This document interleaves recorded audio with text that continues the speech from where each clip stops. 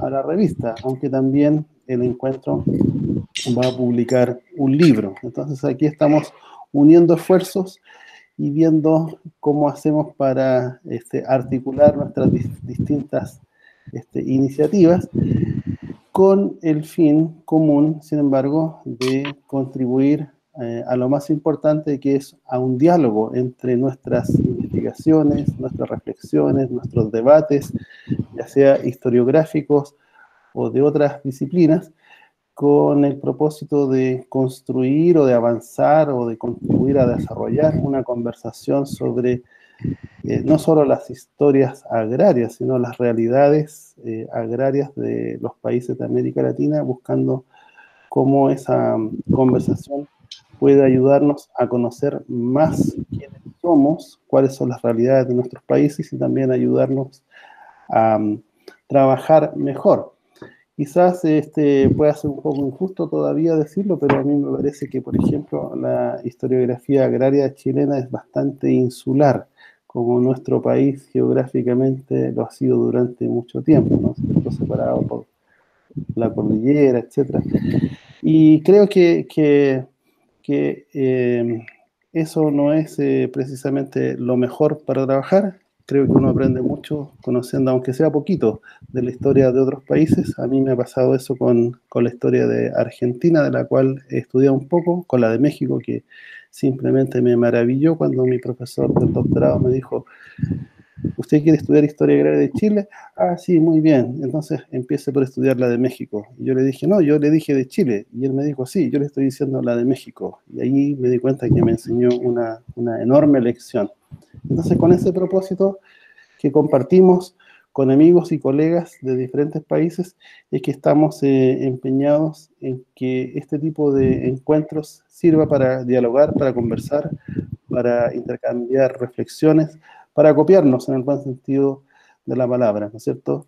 Metodologías, preguntas, enfoques, etcétera. Entonces, con ese espíritu, la revista está empeñada en recibir sus contribuciones. Y para terminar, simplemente quiero decirles que les doy las gracias a todas y a todos, que me parece maravilloso que mucha gente se haya levantado tan temprano para participar de esto solamente por amor al arte, o sea, por amor al conocimiento. Y ahora dejo a Verónica entonces por la palabra. Muchas gracias.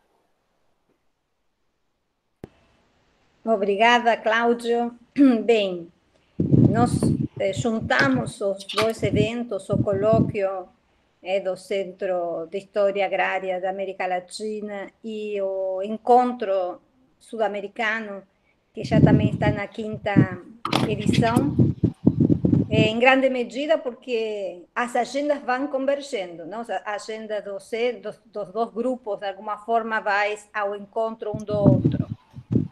E eu acho que isso é bom, porque potencializa e dá visibilidade a uma área de estudos muito importante, eu diria muito importante na formação do pensamento social latino-americano. Não? A questão agrária está como na raiz da modernidade dos estudos em ciências sociais. Né? Lá na década de 40, quando estas áreas, em alguns países, como no caso do Brasil, quase que coincide com a própria surgimento de uma profissionalização das ciências sociais, de uma da relação dessas ciências com a criação das universidades, enfim. Então, e eu acho que a questão agrária, as questões agrárias, seja a questão fundiária, seja a questão do trabalho, seja a questão dos mercados internacionais, do mercado de abastecimento, essas questões estão lá na origem e elas voltam a ter uma atualidade de discussão. O mundo mudou. Lá, quando aparece esta história agrária, ela está vinculada. A América Latina tem sua população majoritariamente rural. Hoje em dia não, mas as questões agrárias continuam prementes, porque inclusive há uma grande diversidade de sujeitos que podemos chamar de rurais ou agrários. E a questão nos passou em tudo isto também por cima de nós, a questão da história ambiental que se fez sumalhada, da história agrária, as questões ambientais vinculadas a esse mundo agrário. Enfim, eu acho que as agendas convergem porque elas se multiplicam e também demandam, então, esforços conjuntos, esforços de comparação, de parcerias. Então, acho que essa convergência é muito salutar. Eu queria agradecer às nossas instituições, ao Centro de Estudos de História Agrária da América Latina, representado aqui por Cláudio, mas também a Diana Holguín, a Ana Kahn, que está na organização, a Vanderlei Vaseleski, a Eleonilde Medeiros e as nossas instituições, a Universidade Federal Fluminense e a Unirio. Que eles são quem, no momento em que o evento ia ser presencial, eles iam também colaborar na realização. Até aqui, ele sempre foi presencial e sempre contou com esses apoios, inclusive com subsídios para ser realizado. A revista é uma via que eu acho muito possível de dar visibilidade e de fazer circular nossas pesquisas e a comparação, como falou Cláudia, a comparação via a apresentação de outras historiografias. Não necessariamente uma comparação formal, mas o conhecimento do que está acontecendo nas historiografias nacionais.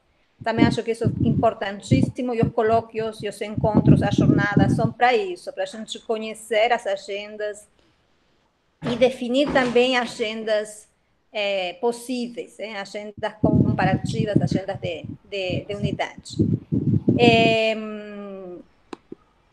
Então, dito isto, eu queria então convidar vocês não sei a que hora, eu já esqueci a programação, a que hora começa a mesa seguinte. Daqui a 1 minuto. Mas eu acho que estamos todos... Tá, vamos aguardar, então, o horário da mesa, justamente porque tem pessoas que têm os links, que estão agendadas para chegar no horário que ia começar, e não gostaria de perdermos esse público. Então, vamos... 9h30. Estamos no horário, então. Pensei que estava marcado para mais tarde. Então, Verónica, es mejor que apaguemos nuestra cámara y micrófonos los... Sim, eu queria convidar a Diana, que Diana estou eu como moderadora, mas na realidade trocamos com Diana porque ela tem um problema de sobreposição de horários. Então, Diana, se estás aqui entre o público para coordenar esta mesa, para ser de moderadora. Si no, me quedo yo, no hay problema. No, aquí estoy. Entonces, Diana. Vamos. Muchas gracias. Gracias. Bueno, primero saludarlas a todas, a todos quienes están participando en este evento. También, bueno, hemos coordinado desde hace unos meses, como bien lo dijo Claudio y Verónica, este evento que tiene la particularidad también de estas cuestiones virtuales que nos permiten encontrarnos también y democratizar mucho más este tipo de eventos. Así que aplaudo también esta modalidad de que de alguna manera nos permite encontrarnos mucho más. Así que la mesa con la cual partimos el coloquio el día de hoy es conflictos ecológicos y la articulación de identidades políticas. En esta mesa van a participar Sarita Mota, del Instituto Universitario de Lisboa, van a participar Elisa Botella, de la Universidad de Salamanca, Wilson Picado, de la Universidad Nacional en Costa Rica, y Lucía Rojas Rodríguez, de la Universidad de Cambridge. Quisiera saber si están todos, solamente me parece que no vi a Lucía, pero bueno, igual ella tiene la última ponencia. Entonces, en esta mesa, que dura 1 hora, la idea es que quienes participan expongan en 20 minutos los resultados de sus ponencias, y luego vamos a tener otros 20 minutos para abrir las preguntas. Las preguntas las vamos a ir recepcionando a través del chat. Y bueno, las pueden ir haciendo a medida que vamos avanzando y luego las vamos a recopilar. Así que le doy la palabra en primer lugar a Sarita Mota con su ponencia Conflitos e Práticas Político-Ecológicas entre Agentes Régios e Populações Locais no Rio de Janeiro Colonial. Sarita. Então, vou abrir aqui a apresentação. Vou partilhar a tela. Vou tentar colocar aqui no ecrã completo. Eu não consigo vê-los, mas acredito que estão já com o primeiro slide. Sim, estamos vendo a apresentação. Sim. Então, mais uma vez, bom dia a todos. Eu gostaria muito de agradecer aos organizadores, né, do colóquio pela aceitação do meu trabalho. E, em atenção à proposta do colóquio, a proposta temática centrada no estudo do conflito na sociedade rural e seu impacto político, eu vou apresentar uma comunicação, né, como foi dito, intitulada Conflitos e Práticas Político-Ecológicas entre Agentes Régios e Populações Locais do Rio de Janeiro Colonial. A apresentação, eu vou comentar para o Vanderlei perceber também, a apresentação traz algumas imagens ilustrativas, e esse primeiro slide mostra o corte de pau-brasil na costa brasileira para evidenciar que a colonização nas áreas agrícolas se iniciou com a destruição da floresta para a exportação da madeira e para que lavouras, mantimentos e de açúcar ocupassem seu lugar, assentada no modelo da plantation escravista. Como é bem sabido, o estudo do conflito está ancorado numa longa tradição sociológica, na qual eu destaco a contribuição de George Simmel, que me parece mais apropriada no âmbito da minha pesquisa, considerando a ênfase do autor nas relações, nas interações e no reconhecimento social recíproco entre as partes envolvidas nos conflitos.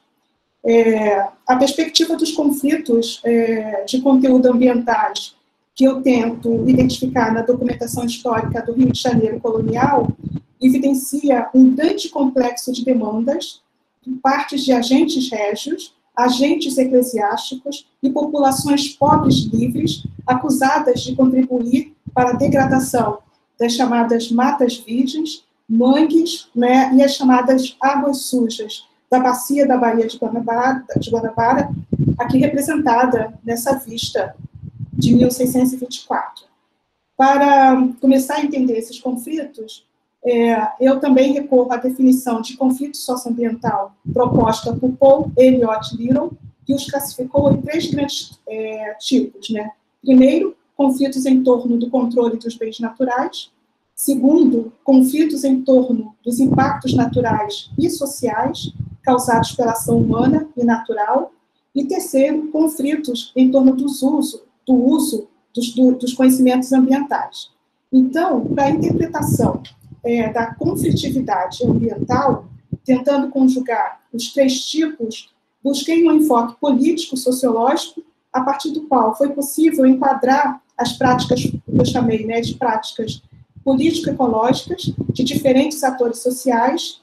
De um lado, tem-se a cultura política, que orienta a gestão de recursos por parte de agentes régios, especialmente os ouvidores gerais, que são os magistrados itinerantes, a exercer jurisdição e controle sobre vários territórios ecossistêmicos, e, de outro lado, a cultura, saberes, né, e práticas ancestrais de populações tradicionais, povos indígenas, povos da floresta, remanescentes de quilombo e demais populações coloniais. Apesar do aprendizado do território florestal, da flora, da fauna, de técnicas de cultivo, de tratamento de doenças tropicais que os europeus tiveram com as populações autóctones, a pesquisa pretende mostrar que alguns usos costumeiros foram muitas vezes reprimidos pela administração colonial em benefício da agricultura mercantil.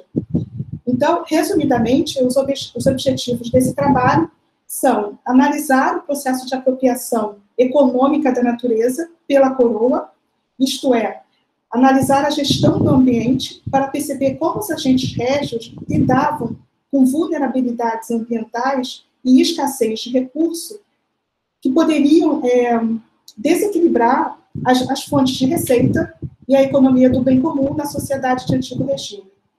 Identificar narrativas de conflitos socioambientais no âmbito do que tem vindo a ser chamado, na historiografia, de comunicação política da monarquia católica portuguesa. No âmbito dessa comunicação, essa política está materializada, não é, nas correspondências entre o reino e o ultramar, no qual eu busco analisar a gramática dos conflitos, né, identificando o vocabulário da época, o léxico que foi sendo construído desde o início da colonização, até chegarmos à dicionarização do saber ambiental no século XVIII e XIX. Outro objetivo também é o de geolocalizar, espacializar, né, essas informações históricas, sobretudo os conflitos da capitania do Rio de Janeiro, no período colonial, e, por fim, o objetivo é propor, né, uma nova narrativa visual do passado, tanto quanto ferramenta didática, né, como possibilidade de produção de novos conhecimentos. Efetivamente, essa pesquisa tão ancorada tem vindo a ser realizada, né, no âmbito do projeto Resistance, que estuda as rebeliões e resistências nos impérios ibéricos entre os séculos XVI e XIX, com destaque para o mapeamento digital das rebeliões das monarquias ibéricas entre 1500 e 1800, coordenado pelo professor José Vicente Serrão, no Isquité, e Mafalda Soares da Cunha, da Universidade de Évora. Toda a equipe do projeto tem trabalhado para alimentar uma base de dados relacional, que eu estou tentando mostrar nesse slide, ainda em construção, né, que vai ficar disponível numa plataforma digital, no qual o usuário, o pesquisador, poderá clicar, né, num PIN, como a gente vê no slide, localizado em determinada região de seu interesse, e terá acesso a todas as informações do conflito. Esse projeto, o projeto Resistance, também se beneficia do projeto Impressões Rebeldes, do Data Rebel, que é um banco de dados, né, que tem sido coordenado pelo professor Luciano Figueiredo, da UF, em que há alguns anos ele vem mapeando as revoltas coloniais na América Portuguesa, e recentemente foi estabelecida uma parceria entre os dois projetos. Então, essa imagem é para ilustrar que o site não estava funcionando bem, fiz um print screen para poder perceber, então, uma relação aí de revoltas. Deixa eu passar aqui. E a gente pode utilizar também, a partir desse site, né, a gente pode organizar uma lista de revoltas e conflitos coloniais no século, sobretudo, né, no Rio de Janeiro, no século XVII, que é o que me interessa, que foi elaborado pelo professor Luciano e sua equipe, e no qual podemos identificar várias categorias políticas, não é? Como vocês, não sei se conseguem perceber bem, mas há revoltas, conspiração, motim, ameaças, tensões, oposições, combates, bem como identificar os agentes envolvidos, a data e a localização exata desses conflitos. Inicialmente, eu destaquei os conflitos de jurisdição entre agentes régios, envolvendo o governador e o ouvidor, envolvendo a Câmara e o governador, os moradores contra o governador, eclesiásticos e a Câmara, selecionando para analisar mais detalhadamente os conflitos, né, que envolvem a população colonial contra, por exemplo, medidas de proibição do comércio do sal, do comércio da cachaça, e especialmente a proibição do uso dos mangues da cidade, que é a principal fonte de recurso das populações pobres. Outro resultado esperado, né, é a espacialização da legislação florestal para mostrar o impacto político, né, na capitania do Rio de Janeiro. Para isso, eu busco seguir esse exemplo do Couto Trápaga, do meu colega Couto Trápaga, que junto com Maria Garcia, especializada no uso dos sistemas de informação, né, dos SIGs, conseguiram espacializar a legislação do período da União Ibérica, usando o QGIS, né, para tentar construir uma cartografia histórica florestal da época moderna. E eu, como desconheço trabalhos que tenham feito isso, né, para o caso do Rio de Janeiro, penso que a minha pesquisa poderá trazer uma contribuição relevante. As principais fontes compiladas na pesquisa são, que eu tenho vindo a trabalhar, são as cartas de Sesmarias, os regimentos de governadores gerais, correspondências do Conselho Tomarino, autos de correções dos ouvidores gerais. Essa documentação oficial constitui o principal pilar, né, do ordenamento jurídico do Brasil e permite acompanhar a construção narrativa dos primeiros problemas agroambientais da América Portuguesa. Para testar o potencial heurístico dessas fontes, tomamos como exemplo, pegando apenas um exemplo das correspondências do Conselho Ultramarino, do acervo do Arquivo Histórico Ultramarino, nomeadamente o acervo, né, da Câmara do Rio de Janeiro, começamos por identificar as tipologias diplomáticas para testar a hipótese de que esses protocolos de comunicação conformam diversos gêneros textuais, como a gente pode ver aí, cartas, alvarás, consultas, pareceres, que circulavam nas águas do Atlântico, isto é, num espaço econômico constituído por várias ecorregiões e ecótonos, bordas, limites, fronteiras naturais e artificiais, ou seja, territórios, né, construídos por diversos atores sintagmáticos. Trabalhamos, então, com 180 correspondências entre 1642 e 1696, quantificando as cartas emitidas pela Câmara, por funcionários e moradores e pelo Reino, e ainda com 54 autos de correções realizadas entre 1624 e 1699.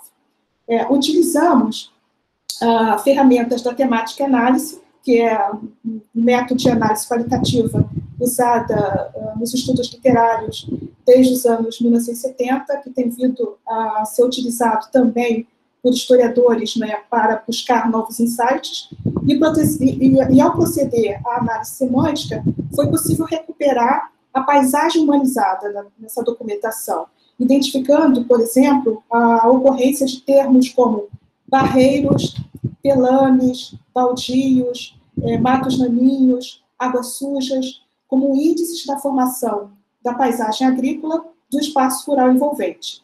A partir desse léxico, que traduz a experiência cultural acumulada, é possível obter, então, os marcadores toponímicos, né, da estrutura geomorfológica do território em estudo e marcadores toponímicos da ação antrópica, úteis para geolocalizar, né, os dados históricos e produzir, então, uma nova narrativa visual do passado. Nessa segunda fase, tentamos avançar para a utilização de outras ferramentas, como eu coloco aqui nesse esquema a plataforma NodeGold, mas encontramos vários obstáculos, né, devido ao péssimo estado, ao avançado estado de deteriorização da documentação e também pela minha própria incompetência informática. Há um documento, um slide que eu esqueci de colocar, no qual há um documento que eu queria mostrar, que se destaca, né, por conter informações das áreas produtivas do Rio de Janeiro, que é o documento do provedor da Fazenda Real, um documento em 1657, e ele permite identificar os topônimos e projetá-los sobre uma base cartográfica histórica ou atual, sempre à escala da bacia hidrográfica. Então, a plataforma NodeGold, ela permitiu o uso inicial, para quem faz o curso, né, com eles, pode usar sem custo, né, não é open access, mas pode usar sem custos.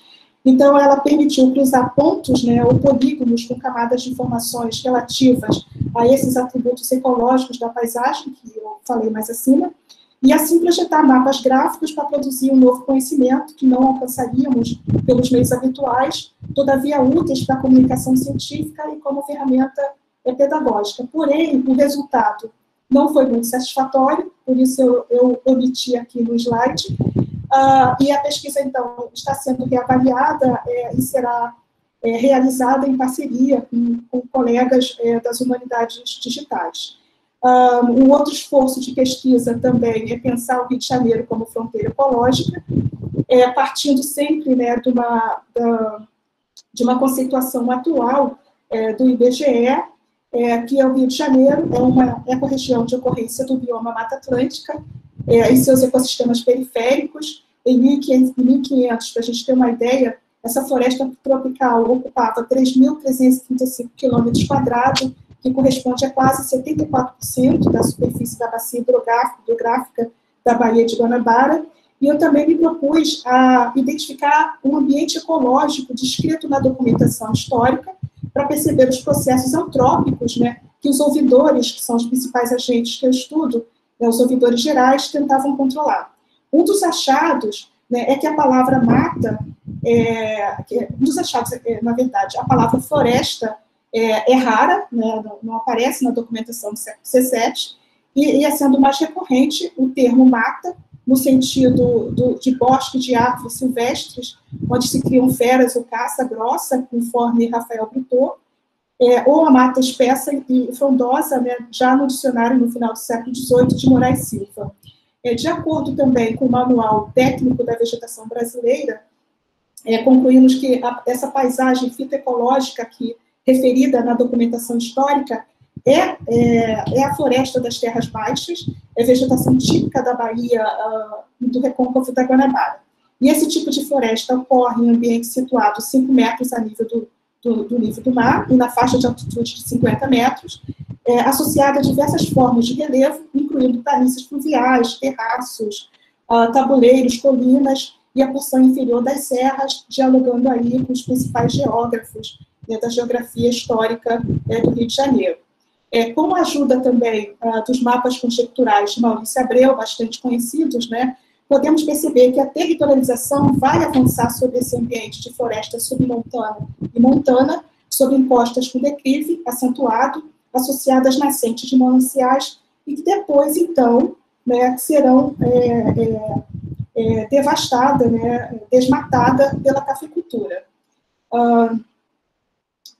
Em relação ao tratamento, eu vou passar mais rapidinho para concluir, em relação ao tratamento dos autos de correções dos ouvidores, no qual podemos identificar,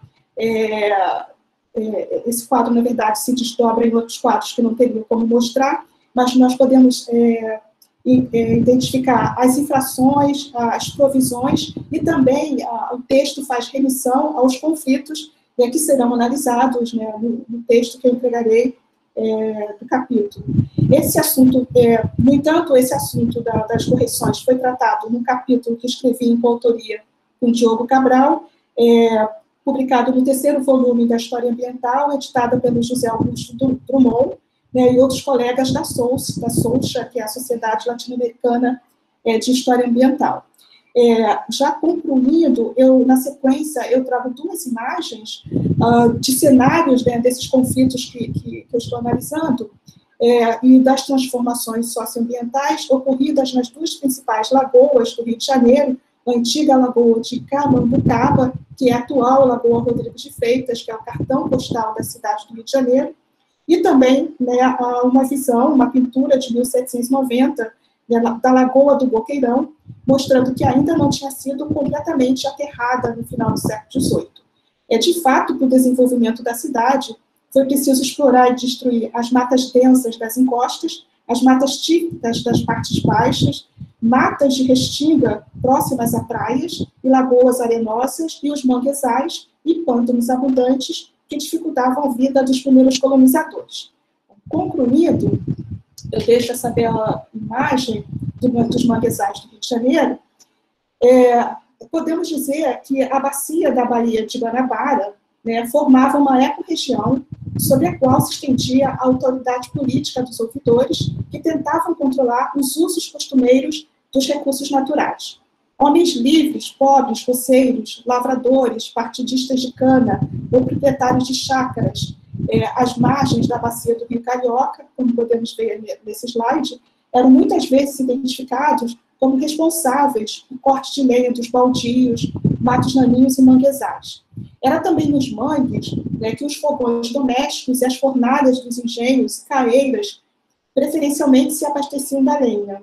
De fato, os terrenos de mangue eram imprestáveis para a construção, mas forneciam madeiras para encaibrar as edificações e de sua casca rica em tanino serviam-se os curtidores, razão pela qual era conhecida como mangue vermelho ou mangue de sapateiro. Ademais, os manguezais alimentavam multidões de crustáceos, que eram um complemento essencial da dieta alimentar das populações pobres. Incluídos nas glebas distribuídas de sesmarias, os mangues, por suas diversas utilizações, cedo tornaram-se palco de conflito. Um dos conflitos mais documentados, né, que ocorreu no Rio de Janeiro em 1647 e envolveu a Companhia de Jesus. Donos de grandes sesmarias às margens da Baía de Guanabara, os jesuítas passaram a impedir que a população se utilizasse de mangues aí existentes, o que levou a Câmara a se dirigir diretamente ao rei, argumentando que os mangues e salgados eram livres e que, sobre essa questão, já havia algumas sentenças que foram dadas na forma dos forais. Os oficiais camarários citaram até as ordenações manuelinas, o livro 2, título 15, que definia que o direito de cortar mangues foi concedido aos pobres do Rio de Janeiro por carta régia de 4 de outubro de 1678. Eu quis dizer que, finalmente, né, foi concedido aos pobres, né, através dessa carta régia de 1678, o direito de cortar mangues. Naturalmente, obviamente, os conflitos não cessaram, e, a partir de então, seguir-se-iam inúmeras legislações sobre os terrenos marinhos. Para encerrar e ensejar as discussões, esse conflito socioambiental permite perceber como os pobres podem ser atores principais das lutas para manter ou ganhar acesso aos recursos naturais na esfera da economia moral, entendida também como uma economia ecológica, né, no dizer de Juan Martínez Alier, né, ao estudar a relação entre pobreza, degradação ambiental e lutas socioeconômicas, né, no texto clássico da ecologia dos pobres, né, do ecologismo dos pobres, que já vai fazer 30 anos de publicado, no qual o autor argumentou, sempre de forma muito provocativa, que a ecologia da sobrevivência torna os pobres conscientes da necessidade de conservar os recursos. Fica, então, aberta a discussão. Muito obrigada. Vale.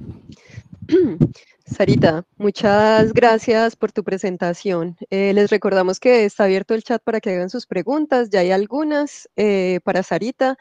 Y ahora vamos a dar paso entonces a Elisa Botella y a Wilson Picado con su presentación titulada Campesinos antiecológicos, reforma agraria y conservación de bosques en Costa Rica contemporánea. Así que les damos la palabra. Hola, buenos días. Yo no soy un gran usuario de Meet. ¿Se está viendo la presentación, sí? Sí, se está viendo. Muy bien. Buenos días, muchísimas gracias nuevamente por la invitación y yo voy a hacer la presentación a continuación. Es una ponencia que presenta un avance de un proyecto de investigación que hemos asumido Elisa y mi persona en los últimos 2 años y que esperamos que se intensifique a partir de ese año 2021. En algún sentido, lo que la investigación intenta analizar es un punto de encuentro, un cruce de caminos entre 2 narrativas fundacionales, 2 narrativas míticas de la Costa Rica contemporánea, de la Costa Rica del siglo XX y del siglo XXI. Por una parte, la narrativa vinculada con la excepcionalidad social de Costa Rica en el contexto centroamericano, es decir, aquella mitificación de que se trataba o se trata de un país con una estructura social distinta al resto de Centroamérica, con una estructura agraria basada en el minifundio, donde los niveles de concentración de la tierra no son tan altos, etcétera, etcétera. Esta narrativa claramente tenía un efecto diferenciador muy geopolítico en el contexto de los años 70 y los años 80, cuando la guerra civil, como ustedes lo saben muy bien, se extendía por la mayor parte de la región centroamericana. Es una narrativa con hondas raíces históricas y que en algún sentido ha perfilado mucho la historia y la historiografía de este país desde hace varias décadas. Esta narrativa se entrecruza, como lo estábamos diciendo, con una nueva narrativa, con la neonarrativa diferenciadora de Costa Rica, que está vinculada con el componente ecológico, como ustedes lo saben muy bien. Esa fotografía de Esencial Costa Rica creo que ilustra de manera muy sintética algunos de los componentes de este nuevo, pareciera, excepcionalismo ecológico, esta idea de que Costa Rica es un modelo distinto. Es un país que ha tenido un éxito especialmente importante en la conservación de bosques, en la fijación de sistemas de incentivos ambientales, etcétera, etcétera. Lo que nos hemos encontrado cuando hemos empezado a trabajar esto, Elisa y yo, es que estamos analizando un cruce de aguas, un estuario histórico en el cual se cruzan estas dos grandes narrativas. Lo que vamos a presentar son esencialmente tres grandes ideas para, por lo menos, marcar la línea de la investigación, de la reflexión que estamos realizando. Por una parte, vamos a hacer un repaso muy rápido de la estructura agraria y la tenencia de la tierra en Costa Rica desde 1950. Ese es un caso de estudio de historia contemporánea. En un segundo momento vamos a analizar un periodo al que hemos llamado como la Costa Rica entendida como un gran pastizal, una metáfora que se utilizó mucho en los años 70 y que evidencia los grandes procesos de cambio que hubo entre los años 50 y los años 80 en el país. Y al final vamos a revisar otra metáfora también, es la idea de la Costa Rica entendida como un gran bosque, asociada con este modelo ecológico y con el auge del turismo verde, entre comillas. Hay dos características muy importantes de la estructura de tenencia de la tierra de Costa Rica en ese periodo de 1950 y los años 80, este periodo de auge de las políticas desarrollistas, como también ocurrió en buena parte de América Latina. Por una parte, es una estructura de tenencia de la tierra con grados de concentración que, si presentáramos los datos acá, no serían nada distintos a los que imperaban en el contexto centroamericano o incluso latinoamericano. Es decir, aquí nos vamos a encontrar con datos, con base empírica que contradicen ese mito de la diferencia de Costa Rica como un país basado en el minifundio, como un país con relaciones sociales sustentadas en cierto nivel de igualdad, de igualitarismo, ¿no? Por otra parte, es una estructura de tenencia basada fundamentalmente en tres grandes actores territoriales. Por una parte, en los pastos, este periodo de 1950 a 1984 fue el gran auge del pastizal en Costa Rica asociado con la producción ganadera, ya vamos a hablar sobre eso más adelante. También con el auge del monocultivo, especialmente el monocultivo vinculado con la producción de café, banano y caña de azúcar. Y también con un peso muy importante de los bosques, tomando una posición muy distinta a lo largo del periodo, como también lo vamos a conversar adelante. Esos datos que tenemos en la pantalla refieren a la evolución del área agrícola, es decir, el área contabilizada dentro de propiedades privadas de fincas entre 1950 y 2014. Lo que hemos marcado en rojo es un momento todavía de cierta apertura de la frontera agrícola. Costa Rica es un país con una densidad demográfica baja. En los años 50 probablemente estaba entre los 20 y 25 habitantes por kilómetro cuadrado, y a finales de los 90 probablemente anduviese entre los 55 y 60 habitantes por kilómetro cuadrado. Esta densidad baja de la población y el hecho de que estaba esencialmente concentrada en la capital, en San José, en el Valle Central, permite explicar que existiese una frontera agrícola aún abierta, incluso en los años 60 y eventualmente en los años 70. Eso fue muy importante porque fue una válvula de escape para que campesinos pobres, familias de campesinos y campesinas pobres pudiesen migrar o comprar tierra barata en algunas de esas zonas de frontera. Lo que ocurre a partir de los 80 y los 90 es una reducción del área agrícola que está muy asociada con un cambio en el modelo económico del país. Es un país que se desagrariza en cierto sentido a partir de los 80 y los 90 y dirige su atención especialmente hacia el turismo y actividades no vinculadas con el sector agrario en general. Costa Rica es un país muy pequeño, como ustedes lo saben, Así que también la razón de escala es muy importante para comprender algunos de los cambios que vamos a presentar aquí. En el gráfico de su izquierda, lo que vamos a encontrar son datos que muy simplificadamente expresan los niveles de desigualdad de concentración de la tierra que había en el país entre los años 50 y el año 2014.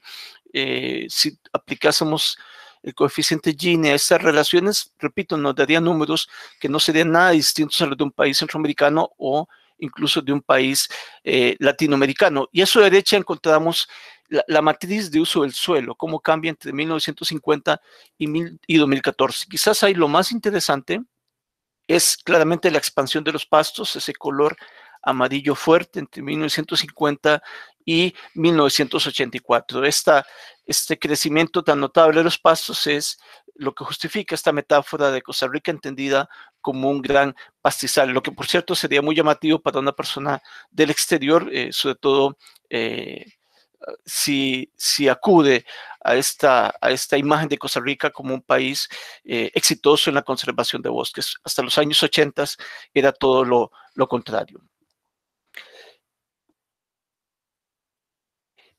Uno de los mapas que fue más común en la literatura científica, incluso en literatura gubernamental en los años 80 y 90, fue esta figura que sintetizaba la evolución de la cobertura boscosa de Costa Rica entre 1940 y los años 90. Una figura que generó mucha polémica, por una parte porque se hizo cuando los sistemas de información geográfica no estaban suficientemente desarrollados, por lo tanto, su consistencia metodológica no es del todo plena, y por otra parte porque era bastante drástica, ¿no? Al demostrar cómo el país había ido perdiendo sus bosques en 40 o 50 años. Esta era la gran figura que se utilizaba para dramatizar, para presentar a Costa Rica como un país altamente deforestado. De hecho, era como encontrarse en la prensa nacional en los años 70 y 80 la idea de que Costa Rica tenía algunos de los más altos índices de deforestación del mundo. Como decíamos, este despeje del territorio nacional, esta tala del territorio nacional está muy asociado con la expansión de los pastos, que se ve más claramente en esta gráfica, y con una reducción significativa de los bosques, las barras verdes, que descienden de manera muy evidente hasta los años 80, para tener luego una recuperación en las últimas décadas, como también allí se expresa. Por otra parte, una cosa muy importante es la importancia que mantiene, la relevancia que mantiene todavía el policultivo a nivel nacional, a pesar de todas las coyunturas de crisis internacionales de los mercados de café, de banano, de caña, azúcar. El monocultivo, que está representado como cultivos permanentes, se ha mantenido bastante fuerte e incluso ha crecido con respecto a 2014. Más adelante también haremos una referencia a esta presencia del monocultivo. Este proceso de expansión de los pastos está vinculado con dos fenómenos que nos interesan mucho a nosotros analizar. Por una parte, con el proceso de deforestación que ya hacíamos referencia antes, ocurrió entre 1950 y 1980, que tiene que ver con la porfirización, con el desarrollo de pastizales para la ganadería, y también que tiene que ver con el proceso de africanización del paisaje, es decir, con la expansión de pastos utilizando especies importadas de África y que llegaron al país a través de una larga ruta histórica desde la época colonial y el siglo XIX e inicios del XX principalmente. Y en segundo lugar, este crecimiento del área de los pastos fue simultáneo a un aumento de la conflictividad social en el campo a través de las tomas o las invasiones de tierras, como se dice, y también a través de la reacción del Estado ante este problema de la invasión de las tierras mediante la formación de asentamientos campesinos. En el caso de la expansión ganadera, usualmente se ha utilizado una hipótesis para explicar esta relación de ganadería-deforestación, que es la hipótesis de la la conexión hamburguesa, ¿no? Que explicaba cómo la deforestación estaba vinculada con el crecimiento de la ganadería para la exportación de carne hacia los Estados Unidos en el contexto del auge de la cultura alimentaria de la comida rápida, de la fast food, como todos ustedes lo saben. Esa hipótesis de la conexión hamburguesa ciertamente es cuestionable. No necesariamente el crecimiento ganadero estuvo asociado solamente con ese mercado exportador hacia los Estados Unidos, pero evidentemente fue una variable muy importante. Fue un proceso bastante contradictorio en el sentido de que uno puede documentar, puede datar este proceso de exportación a los Estados Unidos, cómo crece desde los 60 a los 70, al mismo tiempo que puede documentar cómo el consumo de proteína, el consumo de carne a nivel nacional se mantuvo estable e incluso descendió. Era evidentemente un fenómeno de exportación de proteína a costa de los tejidos vegetales que se estaban deforestando. Como decíamos, la deforestación, la conversión de Costa Rica a un pastizal coincide también con el auge de los conflictos sociales en el campo a través de las invasiones por parte de familias de campesinos y de campesinas en diferentes regiones del país.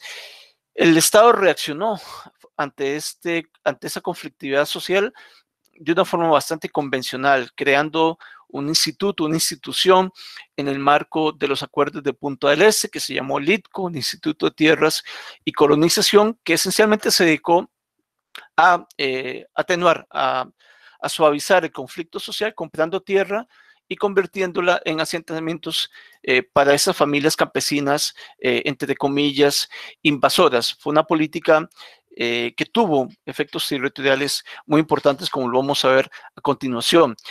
En la gráfica de la izquierda, ustedes pueden contemplar... Wilson, disculpa que te interrumpa, pero dejaste de compartir la pantalla y Elisa nos está diciendo que la presentación continúa. Sí, no sabemos en qué momento por favor. se ha ido. Perdón. Gracias. No sé. Ok.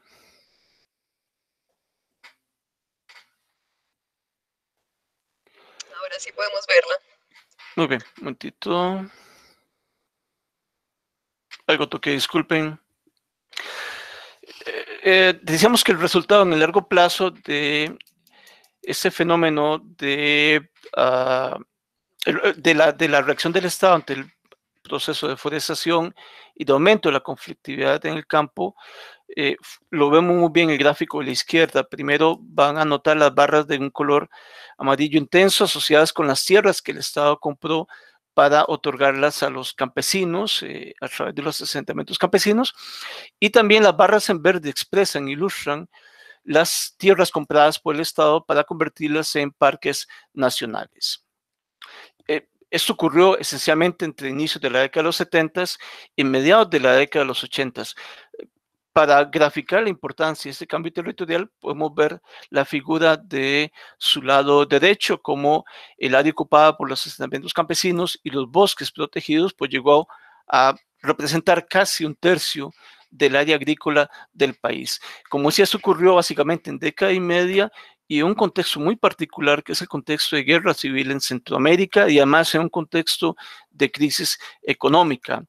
Es decir, que esta gran transformación territorial que experimentó el país en solamente década y media tenía un fondo geopolítico evidente. Quizá la forma también más gráfica de ver cómo el resultado en largo plazo de estas dos reacciones del Estado ante la deforestación y la conflictividad es ese mapa que tenemos allí, que representa para el presente la distribución de los asentamientos campesinos en color negro y las áreas protegidas que incluyen parques nacionales, áreas silvestres y otras modalidades de protección. Es un país, es una matriz territorial muy marcada por estos dos tipos de uso del suelo. Es también llamativo la coincidencia que hay entre un tipo de territorio y otro, ¿verdad? Usualmente son vecinos. Los asentamientos campesinos están usualmente muy asentados de manera muy cercana a las áreas de protección, a los parques nacionales, lo que genera, por cierto, una conflictividad también de otro tipo. De ser un pastizal, Costa Rica de pronto se convierte en un gran bosque, que es aparentemente la gran tendencia que ocurre en los últimos años. Es muy fácil encontrar en la internet y en diferentes documentos mapas como el que aquí les estoy mostrando, donde lejos de aquel mapa que va desnudando el territorio nacional, pues presenta una Costa Rica muy boscosa, con una recuperación de la cobertura forestal muy evidente. Cuando vemos los datos censales, notamos que efectivamente hay una recuperación del bosque. Por ejemplo, hacia el año 2014, aún todavía no se cuenta con una cobertura comparable con la de los años 60, pero ha habido un crecimiento importante entre 1984 y el presente. Pero ciertamente también el pastizal se mantiene como una unidad territorial importante en el contexto nacional. Esto genera una matriz territorial muy contradictoria. Por una parte, genera una matriz territorial en la cual hay un binomio de bosques y pastizales que convive y que coexiste de manera muy evidente. A su izquierda tenemos un mapeo de las áreas de bosques según la unidad administrativa de distrito en Costa Rica, y a la derecha las áreas de pastos. Costa Rica, siguiendo lo que nos muestran estos mapas, repito, es un país de bosques, pero sigue siendo todavía un país de pastizales. Esto nos lleva a un trinomio en el que permite explicar, por ejemplo, la importancia que mantiene el monocultivo a nivel nacional, que es el trinomio de bosques, pastizales y monocultivo, que también permite comprender por qué Costa Rica, al mismo tiempo que se muestra como un modelo en la conservación de bosques, es también un modelo en el desarrollo de monocultivos muy agresivos ambiental y socialmente hablando, como la piña, como la palma de aceite y la producción forestal. Ustedes tienen allí un mapa.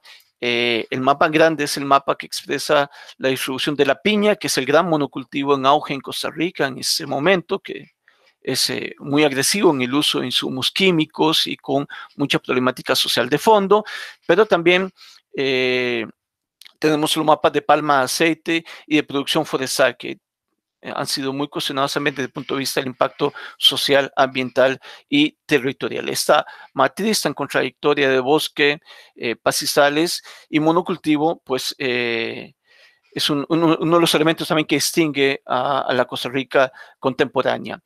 Y hay un tercer elemento muy importante que tiene que ver con la dinámica de la apropiación, de la concentración de los bosques en Costa Rica, de la existencia de grandes terratenientes forestales en el país. Cuando uno analiza la evolución de la concentración de la tierra en los bosques en el país entre 1963 y 2014, pues lo que se encuentra es que mantenemos también altísimos niveles de concentración. Usualmente en la literatura desarrollista, en la literatura que analizó la reforma agraria en los años 60 y 70, le hemos puesto mucha atención al latifundio ganadero, pero por lo menos para el caso costarricense, le hemos puesto muy poca atención al latifundio boscoso, que ha estado allí invisibilizado y exculpado de la problemática de la concentración de la tierra en los años 60 y 70 principalmente. Cuando uno revisa los datos para el caso de Costa Rica, incluso trayéndolos hasta el presente, pues se encuentra que en el bosque hay tanto terrateniente como lo había en la producción ganadera.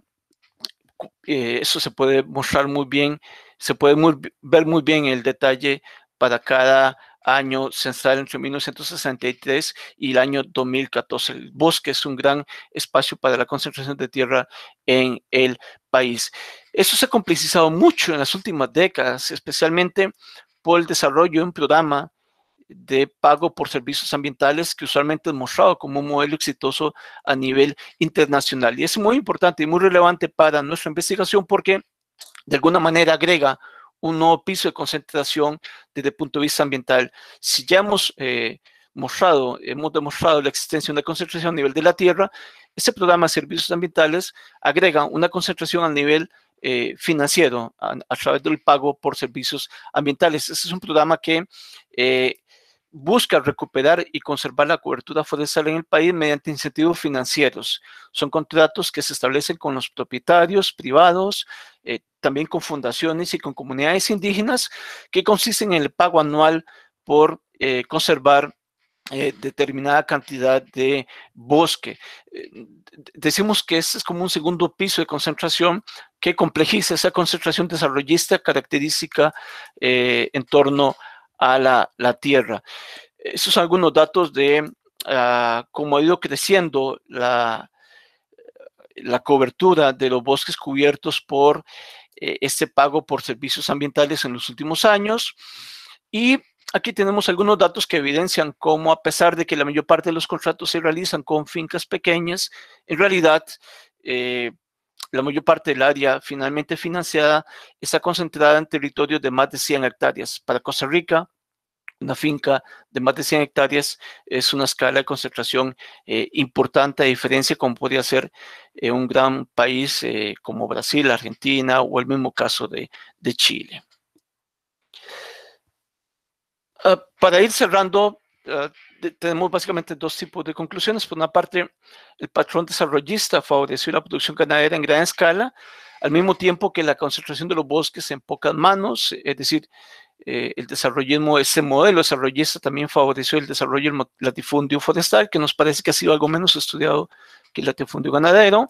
Al mismo tiempo que legitimó la deforestación, este patrón desarrollista asentó el uso de la tecnología química y la especialización productiva, es decir, el monocultivo, lo que la Revolución Verde particularmente incentivó.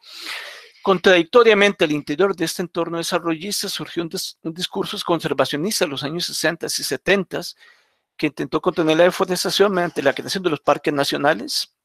Costa Rica es quizás un ejemplo muy claro de ese discurso conservacionista que surge al interior del mismo modelo desarrollista.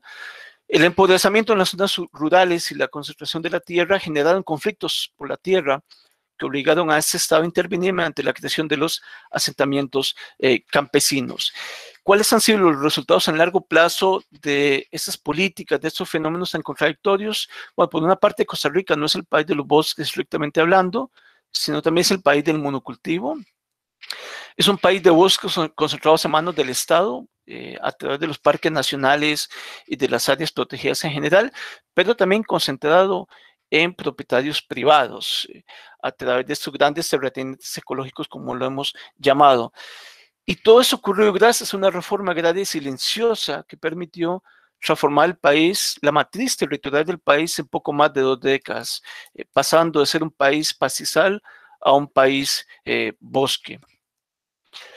Cuando hablamos de campesinos antiecológicos, en esta ponencia nos referimos al interés que tenemos de parte de Elisa y mío en intentar analizar el rol que el campesino jugó en esta transición de este modelo desarrollista a este modelo económico basado en la imagen ecológica, este modelo, entre comillas, verdes. Los campesinos ya fueron tildados en los años 60 y 70 como antidesarrollistas por su poca propensión al cambio tecnológico, como se decía en ese momento, y lo que nos hemos encontrado es que ahora más bien también tenían una segunda gran carga, no solamente eran antidesarrollistas en relación a su incapacidad, entre comillas, para la modernización tecnológica, sino que también eran antiecológicos por su aparentemente papel en la deforestación del país. Cuando revisamos la literatura, las fuentes en estas décadas de los 60 y 70, es el campesino quien se culpabiliza por la deforestación, es decir, que cargaba con doble culpa durante esta coyuntura. En algún sentido, lo que pretendemos hacer es una mezcla también de intereses, de expertices, en torno al interés que ha tenido Elisa en el análisis de los procesos de reforma agraria en América Latina y en torno a mis propios intereses, especialmente centrados en la historia ambiental y el desarrollo de la Revolución Verde. Esperemos que esta metáfora de los campesinos anticológicos nos depare resultados interesantes en los próximos meses o años. Muchísimas gracias. Wilson, muchas gracias por tu presentación, a Elisa también por su trabajo. Ahora, de acuerdo con el programa, continúa la ponencia de Lucía Rojas Rodríguez. No obstante, por lo que estamos viendo dentro de la plataforma, no parece que tuvo algún inconveniente para participar en la mesa. Probablemente es porque en el Reino Unido hoy es feriado, así que como no está Lucía, creo que es el momento entonces para abrir el espacio para las preguntas a Sarita, a Wilson y a Elisa. Voy a pedirle a Wilson si puede dejar de compartir su pantalla para que... Mil gracias. Entonces, voy a organizar las preguntas del chat que tenemos y vamos a partir con Sarita. Claro, aquí están ya recopiladas algunas preguntas. Sarita, imagino que pudo verlas, pero de todas maneras voy a leerlas. Tenemos una pregunta de Vanderlei que te pregunta cómo aparecen en este proyecto los conflictos en diferentes regiones de la América portuguesa. Voy a leer las 3 preguntas que te hicieron, Sarita, y para ir respondiendo al final. Tenemos otra pregunta de Verónica Secreto, en donde está preguntando no século XIX se mantém o uso de mata, assim encontrei nos processos de demarcação de terras que têm matas e matos na origem do conflito. Y finalmente, otra pregunta de Lucas de Jesús, en donde nos dice que nos registros parroquiais de terras, os terrenos de mangues eram chamados de apicuns. Nessas fontes coloniais aparece o termo mangue ou manguezais. Esas serían las preguntas para ti, Sarita. Te vamos a dar el espacio y luego pasamos a Wilson y a Elisa. Devo responder? Sim. Sim. Obrigada, Vanderlei, pela sua pergunta. Tomei aqui boa nota. A minha pesquisa é Terra, Poder e Territorialidades, ela vai do século XVI ao XIX. Mas a discussão dos conflitos nós temos feito dentro do projeto Resistance, né, no qual reúne mais de 13 universidades espalhadas, né, pelo mundo, mas o centro da discussão são os impérios ibéricos. Na medida do possível, nós temos produzido verbetes sobre os conflitos em todo o território da América Portuguesa. Mas você pergunta como que aparecem os conflitos. Não há nenhum trabalho de síntese, nenhum esforço ainda de pensar conceitualmente, né, o que é a resistência, o significado da resistência e de outras categorias políticas, né? A gente pode colocar tudo nessa moldura de conflitos, mas, na verdade, eles se dividem. O que a gente tem feito é tentar identificar o que são resistências ativas e passivas e, na verdade, mapear, identificar no amplo território, né, do que se convencionou chamar, tem sido chamado de mundo ibérico, esses conflitos. Então, não dá para dizer como eles aparecem, né? A gente está resgatando como eles passaram para a historiografia. E a partir do momento que a gente faz a redação do verbete, né, aí então a gente tenta aprofundar, diferenciar, perceber, né, os agentes envolvidos, né, a questão política de fundo, né, e as consequências também dos conflitos. A África Portuguesa também está nesse projeto, Sarita? Angola, Moçambique? Está Cabo Verde. E do Brasil só a Universidade da Bahia. Sim.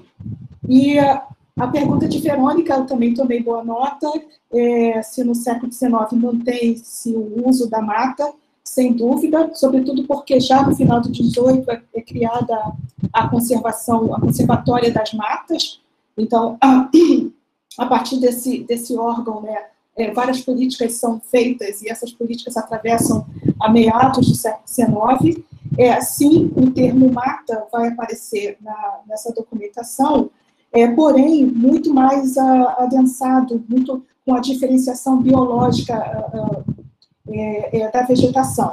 para ter uma ideia, pegando aqui, eu me recordei agora de um livro muito importante, que é do Dirceu Lindoso, que se chama A Utopia Armada, Rebeliões Pobres nas Matas do Tombo Real, que pega 1823 até 1850.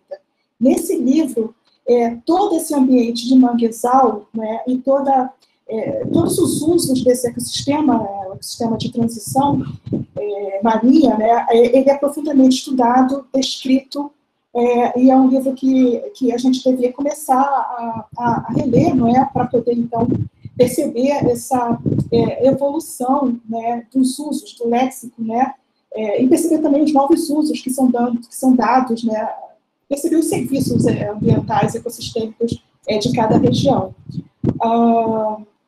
E a pergunta do Lucas de Jesus, se nos registros de terras aparece a expressão mangue e manguezal. De fato, pegando também o exemplo do Dirceu Lindoso, a picum aparece muito para o Nordeste. Quem lê a historiografia do Nordeste percebe que esse termo está muito presente nas Alagoas, na Paraíba, no Recife, não é? Menos no Rio de Janeiro. Rio de Janeiro vai aparecer também brejo, né? Considerando a região do Norte Fluminense, aparece brejo, mas o mais comum é aparecer mangue, não manguezal, né? E vai aparecer também outras denominações, assim como, lembrei aqui, né, tomando nota, lodaçal, alagados, salgados, né, para se referir aos mangues, mas mangue claramente aparece na documentação.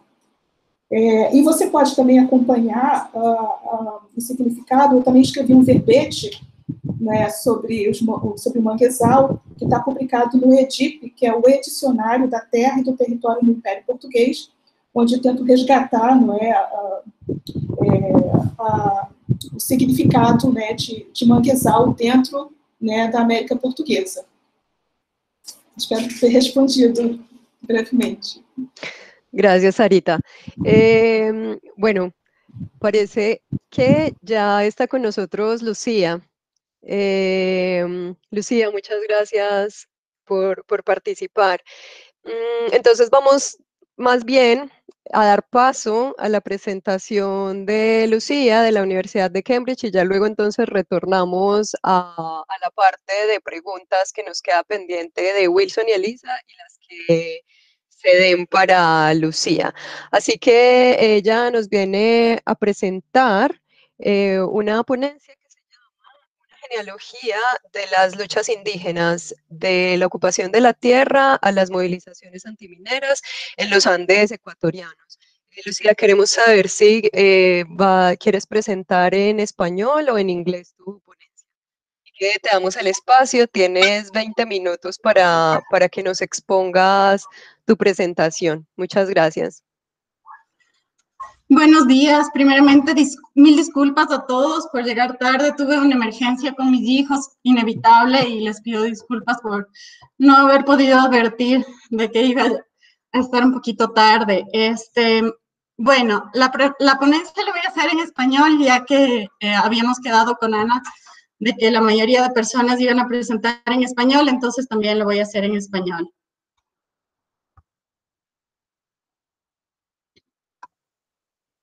El trabajo que les quiero presentar es parte del trabajo de investigación que estoy haciendo para completar mi PhD en Antropología Social y se basa en trabajo de campo que hice durante los años 2018 y 2019 en una zona alto andina de la provincia de Bolívar, en Ecuador.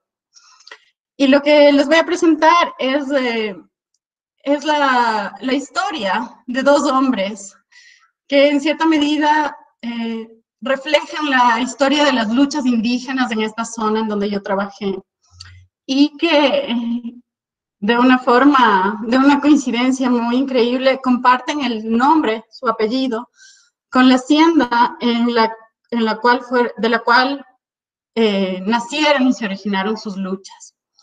Entonces, lo que les voy a contar es una genealogía de las luchas indígenas, desde la lucha por la tierra a la lucha antiminera en el Ecuador andino. Taita, padre en quichua, es un término usado en la zona andina del Ecuador para referirse a una persona de gran respeto y trayectoria en la comunidad. En enero de 2019, llegué a la casa de Taita Agustín Talagua, que hoy vive en las afueras de la ciudad de Ambato, centro que acoge a migrantes y comerciantes de toda la zona centroandina del país. Taita Agustín me recibió en el patio de su casa, en donde bajo el sol de la mañana comenzó a contarme la historia de su vida, cuyo principio de su vida adulta lo ubicó en la lucha por la tierra y la educación a inicios de los años 1970. Sus luchas han trascendido la generación de lo que él llama los viejos dirigentes y se han transformado y recreado en las carreras políticas de sus hijos y nietos. Días antes de nuestra entrevista, Gilberto, el hijo mayor de Taita Agustín, fue posesionado como presidente de la organización indígena de la provincia de Bolívar. En esta charla exploraré las continuidades y diferencias de la lucha por la tierra y el territorio indígena, centrándome en el estudio de la familia Talagua en Siñato. Mi argumento es que además de una transformación en su formación educativa, en el discurso étnico y el uso diferenciado de términos políticos, las luchas de padre e hijo tienen una fundamental brecha en cómo entienden la relación entre sus comunidades y el Estado. La historia de Taita Agustín se inició en un momento en que Simiatuk tenía una estructura partida en tres. Primero estaba la hacienda, una gran propiedad de aproximadamente 70,000 hectáreas, que iba desde los altos páramos del Arenal a más de 4,000 metros hasta la zona subtropical de la provincia, en donde se plantaban frutos y bananos. La segunda parte era la comunidad, que estaba ubicadas de forma satelital alrededor de la hacienda y en la que vivían poblaciones indígenas de origen quichua. Y el tercer espacio era el pueblo, en donde habitaban unas 1,000 familias de mestizos que habían migrado de otras partes de las provincias cercanas. La hacienda era una propiedad cuya extensión, como les dije, es muy difícil de calcular, pero que ocupaba por lo menos 33,000 hectáreas y casi, algunos estudios sugieren 70,000 hectáreas. Esta propiedad, llamada Hacienda Talagua, la compró la familia cordobesa a principios del siglo XX y logró mantener su dominio hasta 1981, haciendo caso omiso de 2 reformas agrarias y de actos de reversión de tierras y manteniendo formas de explotación de la mano de obra que habían sido ilegales durante varias décadas, como el guasipungo, el concertaje y la parcería. Talagua, como otras haciendas andinas, mantenía una estructura productiva que a la vez se basaba en categorías étnicas. En 1964 y 1973, el Ecuador promulgó 2 reformas agrarias, las cuales, según los términos oficiales, querían mejorar la productividad de las haciendas, impedir la existencia de relaciones precarias de trabajo y evitar la radicalización política del campesinado.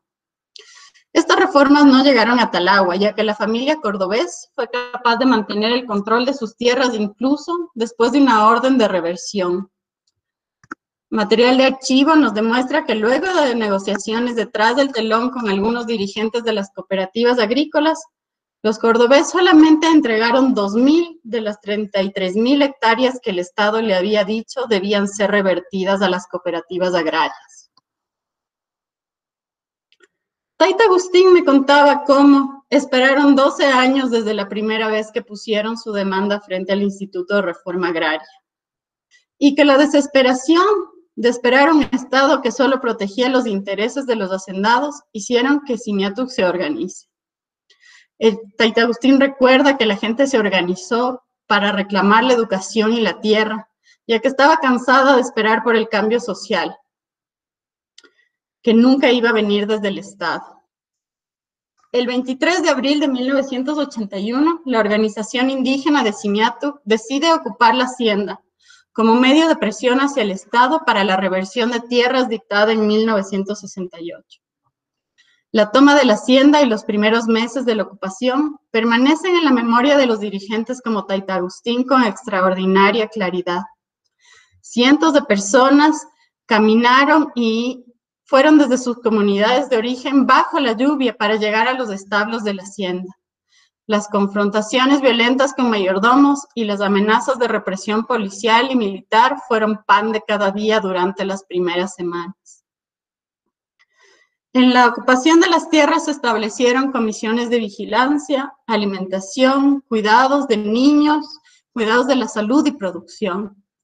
La solidaridad de comunidades vecinas no tardó en llegar, con cargamentos de plátano verde de las zonas subtropicales y papas de la zona andina, y también con contingentes de trabajadores que venían a prestar la mano. Se cocinaba en grandes calderas en el fuego abierto detrás de los establos de la antigua hacienda.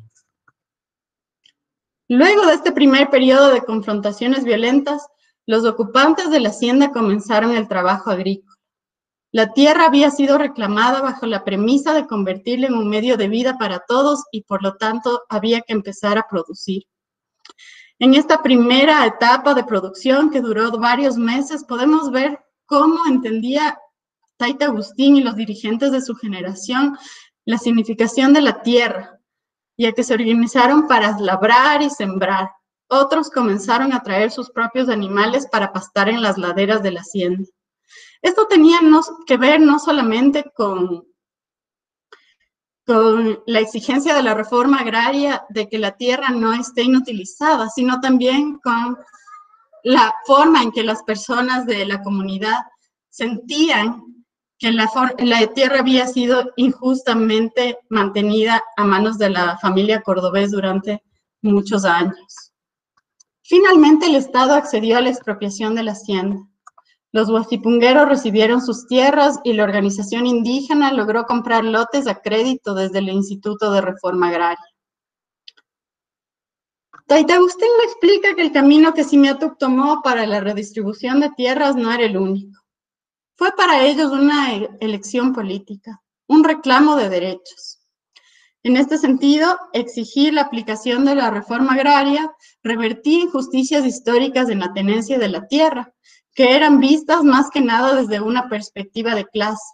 La tierra pertenecía a una sola persona, me dice Tayta Agustín, mientras que cientos de campesinos carecían de tierra para poder dar de comer a sus familias. Otras comunidades indígenas en el Ecuador habían ya demostrado que la reforma agraria podía ser aplicada en la práctica a través de la movilización política. Talagua fue, en este sentido, la última gran hacienda en caer en este camino de reversión y fortaleció la organización indígena y sus relaciones con organizaciones de primer y segundo grado en todo el país. Es decir, que la reforma agraria logró en Simiatuk la formación y ampliación de una organización de segundo grado. El contexto de estas reformas frustradas fue el lugar perfecto para exponer la discriminación y la desigualdad, y ayudó a construir vínculos entre activistas indígenas, miembros de los partidos de izquierda, sacerdotes católicos y ONGs en toda la sierra ecuatoriana. Las décadas posteriores a la reforma vieron la consolidación de las protestas indígenas. Es así que durante 1990 las organizaciones indígenas se convirtieron en un poderoso actor político en el Ecuador. En junio de 1990, varios eventos orquestados, incluida la ocupación de la iglesia de Santo Domingo en el centro de Quito y una huelga de hambre, dieron comienzo a lo que se llamó el primer levantamiento indígena. En Simiatuk, las movilizaciones por la ocupación de la hacienda fortalecieron la organización Runa Kunapak Yachanahuasi, que en quichua quiere decir la casa del saber del hombre. En el espacio de pocos años alrededor de la toma de tierras, la organización creció exponencialmente, con la participación de 19 comunidades. Para Tayta Agustín, la organización tenía una agenda política en la que la tierra era central, porque representaba la reivindicación de los campesinos indígenas y la oportunidad de acceder a recursos colectivos. Gilberto, el hijo mayor de Tayta Agustín, creció en este clima de movilización política. Frecuentemente acompañaba a su padre a reuniones y protestas en Simiatuk y en otras partes del país, incluso en Guaranda y Quito. De adolescente de 14 años, participó en la ocupación de la hacienda y formó parte de las cuadrillas de trabajadores que labraron la tierra. En 1996, Gilberto coordinaba el partido político Pachakutik. Poco después, en las elecciones del 98, fue elegido diputado al Congreso ecuatoriano. Esta victoria de Gilberto tuvo una recepción mixta en Simiato, en donde la presencia creciente de políticos indígenas generó disputas. La gente comentaba que una vez que los líderes forman parte del Estado, se olvidan de sus orígenes y no son recíprocos con la comunidad. Luego de su periodo de congresista, Gilberto se mantuvo alejado de la vida política. La existencia de Pachakutik como brazo político de la CONAIE, la organización nacional, generó controversia en Simiato. Muchos de los dirigentes antiguos, incluido Taita Agustín, creían que unirse a un partido político era riesgoso, ya que convertirse en parte del Estado debilita a la organización indígena y crea conflictos dentro de las prioridades de la organización. La elección de las generaciones más jóvenes, como la de Gilberto, particularmente cuando otros partidos políticos se unieron a la escena, demostró que muchos de los reticentes líderes mayores tenían razón. Y en los siguientes años, la importancia de la organización indígena disminuyó. Sin embargo, no se ha mantenido silenciosa en los últimos años. Luego de que Gilberto se distanció de los cargos oficiales, regresó a vivir y trabajar en Simiato. Esto tuvo buenos resultados y volvió a ser candidato por la organización FECAPRUNARI, la organización provincial de la provincia de Bolívar. Era la primera vez que alguien de Simiato ocupaba el cargo y la organización indígena hizo una delegación para acompañarlo en la ceremonia de transmisión de poder, en la cual estuvimos presentes Taita Agustín y yo, viendo a Gilberto tomar el bastón de mando frente a cientos de personas. La ceremonia se celebró en la capital provincial de Guaranda. Había una banda de música que tocaba afuera en un ambiente muy festivo. Dentro del coliseo, una ofrenda ritual estaba esperando que comenzara la ceremonia. En el medio se había colocado una chacana, la cruz andina, hecha de frutas y flores. Un yacha, quichua para el que sabe, dirigió la ceremonia y la transmisión de poder, y se hizo luego de evocaciones a los apus y deidades andinas. Los participantes, incluyendo el presidente saliente y Gilberto, parecían confundidos sobre cuáles debían ser sus movimientos y acciones. El yacha tuvo, en más de una ocasión, que tirar de la persona en la dirección correcta o impedirle el paso. En el espacio de una generación, este tipo de ceremonias rituales se ha revitalizado y muchas personas que no fueron socializadas han tenido que aprender los códigos de conducta en el acto. La religiosidad andina es ahora parte de la nueva identidad política del movimiento indígena y a menudo se usa una chacana para inaugurar las asambleas e eventos importantes. Gilberto este día tomó el bastón de mando de la organización provincial y poco después ya figuraba en la primera plana de los periódicos.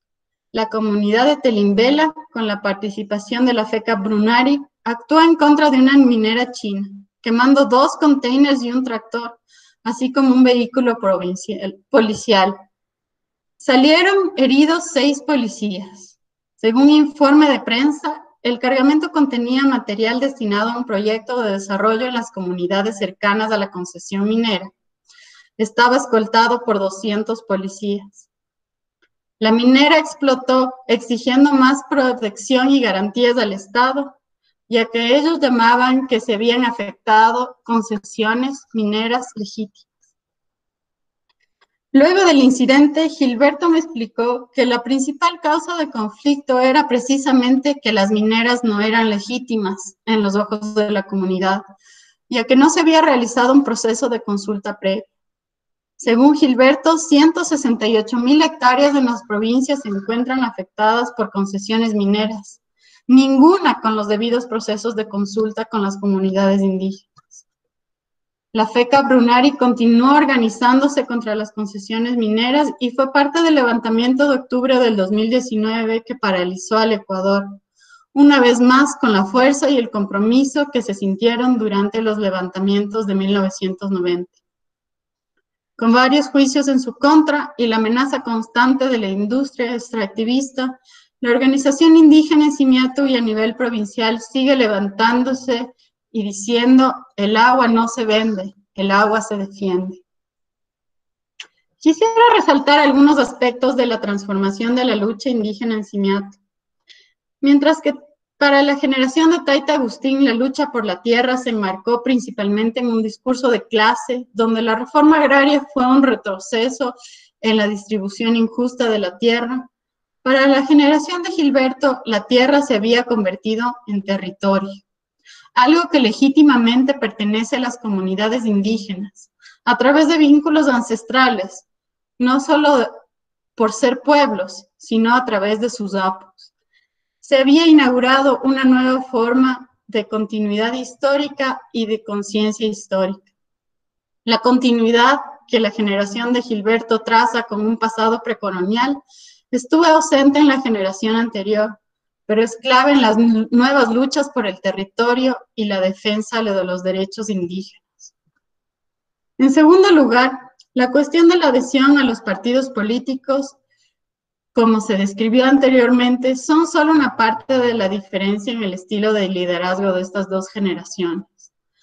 Taita Agustín, como compartiría en una conversación conmigo, vio la carrera de Gilberto como la continuación de sus propias luchas, pero no podía comprender algunas de las diferencias en el carácter de su formación y perspectiva. Para Taita Agustín, Gilberto tuvo el acceso a educación y otras ventajas en su carrera política solamente gracias a la acción de los antiguos dirigentes en la década de los 80. Para la generación mayor, que empezó desde cero y tuvo que aprender a leer y escribir cuando era adulta, organizarse fue muy, muy duro. Mientras tanto, podemos ver que para las generaciones venideras, algunas cosas se dan por sentado y no se traza una relación tan íntima con la importancia de la organización indígena. Esta transformación en las luchas políticas comprende cambios en la retórica, el alcance y las formas en las que la gente se ha movilizado. Pero la movilización masiva sigue siendo una de las expresiones más importantes. Y como nos demostraron en octubre de 2019, salir a las calles y nuevamente ocupar edificios públicos como se ocupó la tierra en 1980 sigue siendo fundamental. La experiencia de ambas generaciones ha sido difícil y aún presenta muchos desafíos. Los líderes indígenas y comuneros con los que trabajé durante el 2018 y 2019 creen que la entrega de la tierra no ha resultado en un proceso de mejora completa de las condiciones de vida de los más pobres en Simiatu. Por el contrario, ha profundizado diferencias de clase entre campesinos, mestizos y miembros de las comunidades. Sin embargo, tenemos la esperanza de que ha existido una transformación del paisaje, sus fronteras legales e imaginarias, los modos de producción y las relaciones con el Estado. Muchas gracias. Vale, Lucía, muchas gracias por tu presentación. Entonces, con este cambio que hubo en el orden, digamos, de la mesa, quiero ahora entonces agrupar las preguntas para Elisa y para Wilson, que tenemos algunas también en el chat.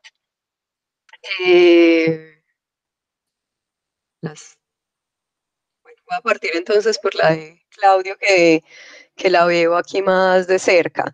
Claudio les pregunta a ustedes cuál es el rol de los campesinos en la actual economía agraria de Costa Rica. ¿Qué producen? ¿Crecen en número, en tierras o por el contrario están decreciendo?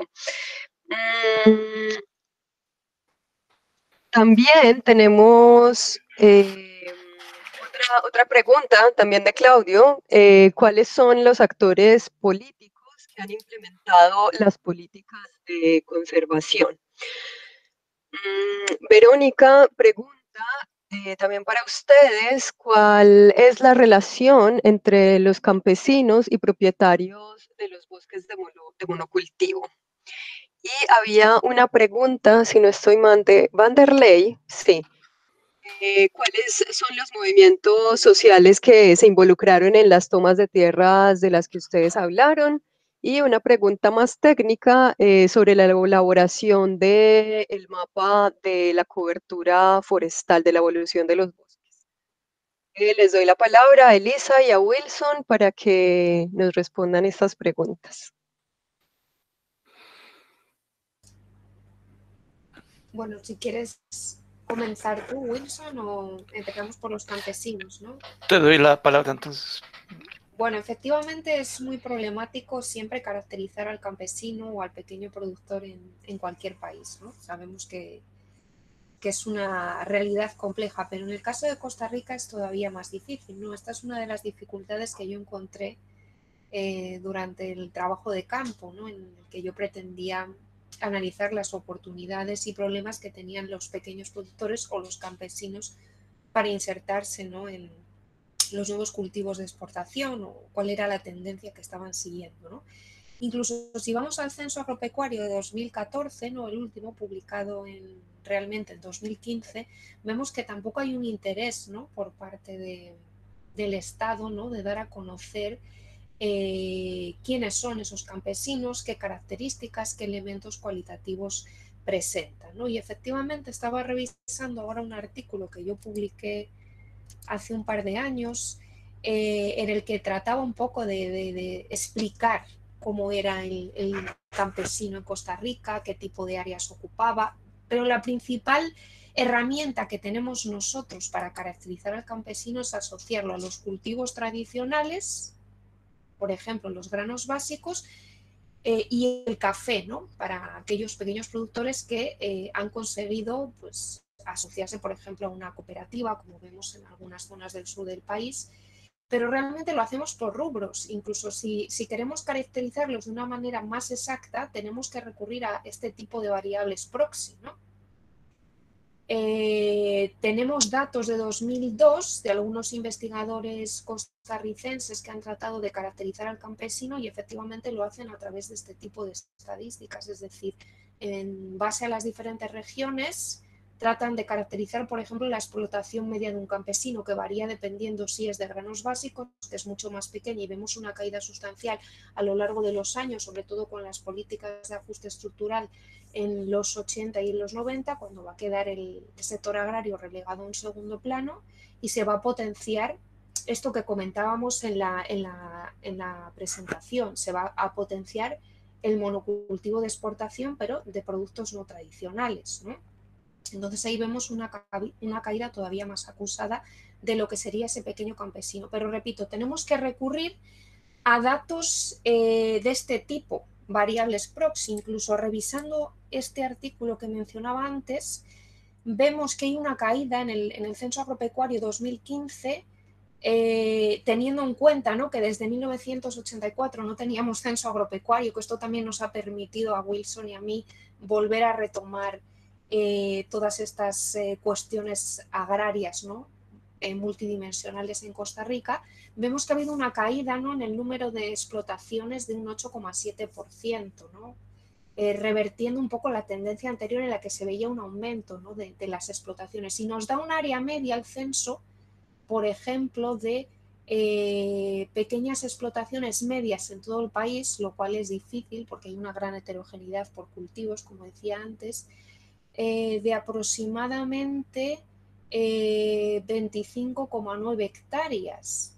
Pero si nos vamos a otros rubros, vemos que estamos hablando de explotaciones muchísimo más pequeñas, también con variaciones importantes entre las diferentes regiones de Costa Rica. Y otro problema que tenemos también es que no tenemos un movimiento campesino que podamos identificar, un movimiento campesino fuerte del que podamos extraer datos, ¿no?, que es algo que, bueno, ahora quizás Wilson puede matizar, pero es un tema que queremos analizar también en este libro, ¿no?, que queremos empezar a escribir sobre la reforma agraria de Costa Rica, con esa figura del campesino anticológico, y esos discursos, ¿no?, tan antagónicos, donde realmente al no tener un movimiento campesino del que podamos extraer información, necesitamos profundizar en la economía política, en esa interacción del Estado con los campesinos, donde vemos que efectivamente el ITCO, que ha ido evolucionando a lo largo de los años, después el IDA, ¿no?, y ahora, si no me equivoco,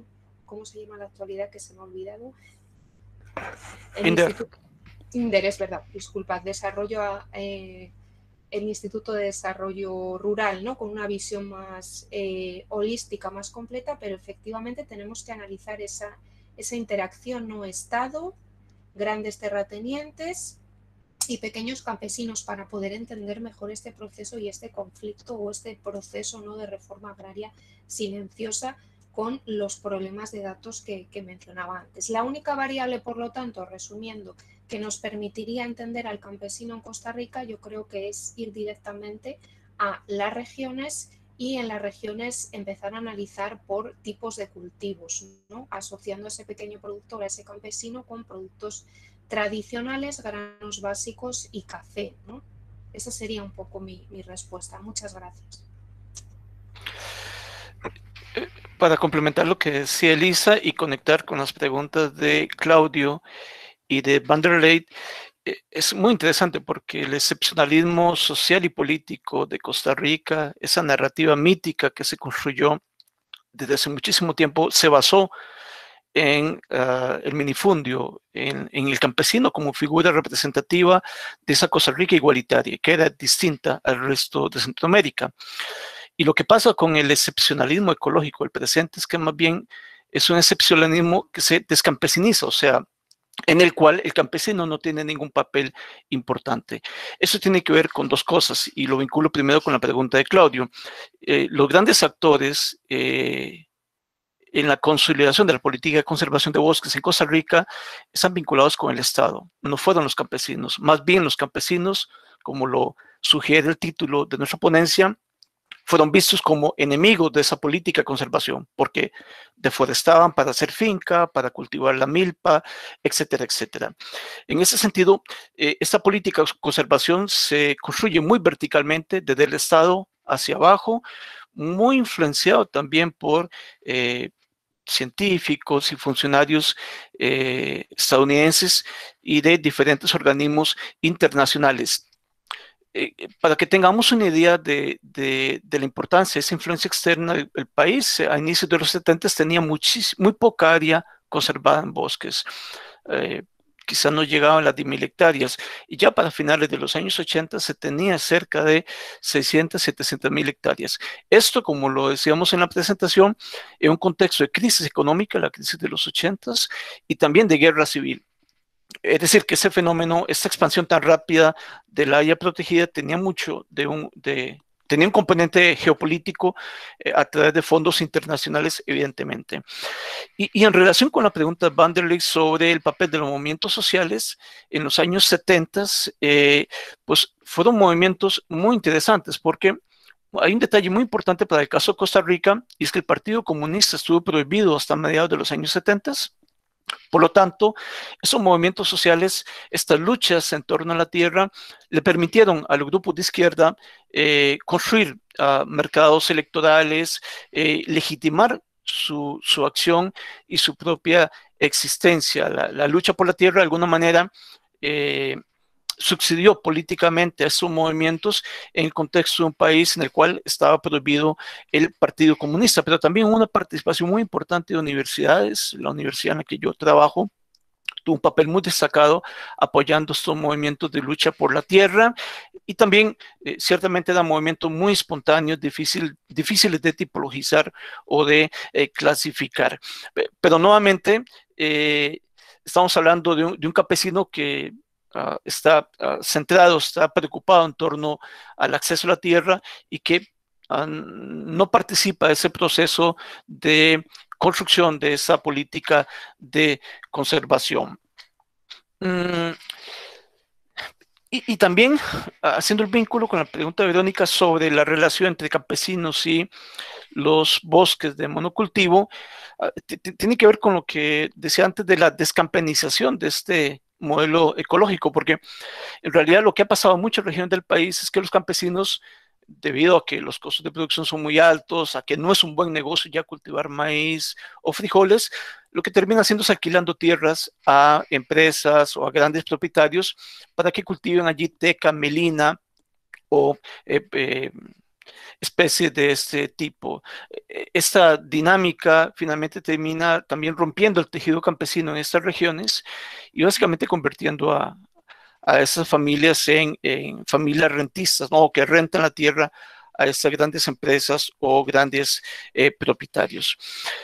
Sobre la pregunta respecto a este mapa que presenta esta tala del territorio nacional, es un mapa construido por la Dirección General Forestal del país en los años finales de los 70s y 80s, pero que se ha reproducido mucho también en diferentes artículos. Es el mapa clásico de la Costa Rica cuando era un pastizal, ¿no? Que ahora a nuestros estudiantes jóvenes les parece increíble que Costa Rica hubiese sido un pastizal en algún momento, tomando en cuenta todo lo que invertimos en venderle al mundo la imagen de que somos un bosque, ¿verdad?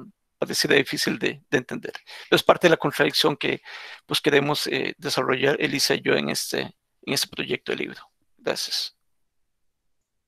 Vale, muchas gracias, Elisa y Wilson. También hay otro comentario a propósito de los censos agropecuarios latinoamericanos, de la importancia que tendría si tuviesen los mismos criterios. Además que también hay pocos censos que nos permitan relevar ese tipo de información. Ahora bien, voy a pasar a las preguntas que hay para Lucía Vanderlei. Lucía hace dos preguntas. La primera, hace mucho tiempo Vanderlei está estudiando la reforma en el Perú y particularmente en ese país, esa reforma ha sido hecha bajo el régimen militar. Entonces la pregunta sería, ¿en Ecuador hay influencia de los militares en la promoción de la reforma agraria? Asimismo, Vanderlei nos te está preguntando cuáles son los reflejos del actual proceso electoral en Ecuador en las comunidades indígenas que tú estudias. También tenemos otra pregunta para ti, Lucía, de Verónica, en donde dice, ¿qué otras políticas, además del acceso a la tierra, serían necesarias y cómo eso se traduce en la demanda indígena? Ana Cata te está preguntando, ¿cómo explicas los cambios de retórica y estilo de liderazgo que tú has podido identificar? Y finalmente, Claudio está preguntando lo siguiente, el tránsito desde el discurso de clase al de la lucha por el territorio refleja el fracaso de los partidos de izquierda o al menos una creciente distancia con los movimientos sociales indígenas y además de las movilizaciones masivas de presión, ¿qué otras prácticas políticas emplean los movimientos indígenas? Eso te doy la palabra, Lucía. Muchas gracias. Excelentes preguntas todas y podríamos quedarnos aquí todo el día conversando sobre esto.